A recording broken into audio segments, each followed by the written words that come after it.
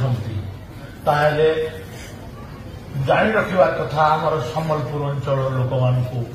ଯେ ଉତ୍କଳ କହିଲେ କଟକ ପୁରୀ ବାଲେଶ୍ୱର ଉତ୍କଳ କୌଶଳ କଳିଙ୍ଗ ମିଶିକରି ଓଡ଼ିଶା ପ୍ରଦେଶ ଗଠନ ହୋଇଛି କେବଳ ଉତ୍କଳର ଜୟଗାନ ଗାଇବ ଆଉ କୌଶଳର ଆଉ କଳିଙ୍ଗର କଣ ପାଇଁ ଜୟଗାନ ହବନି ଏଇଟା ଗୋଟେ ମାନସିକତା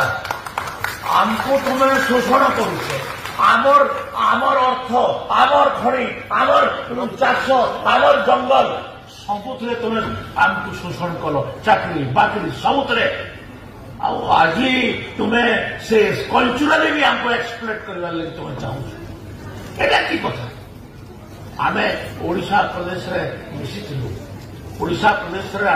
ମିଶିବା ପାଇଁ ଆନ୍ଦୋଳନରେ ବି ସାମିଲ ହୋଇଥିଲୁ କିନ୍ତୁ ଓଡ଼ିଶାରେ ମିଶିକିରି ଆମର ସବୁଥିରୁ ବଡ଼ ଭୁଲ ହେଲା ଆମେ ଓଡ଼ିଶା ପ୍ରଦେଶରେ ମିଶିଲୁ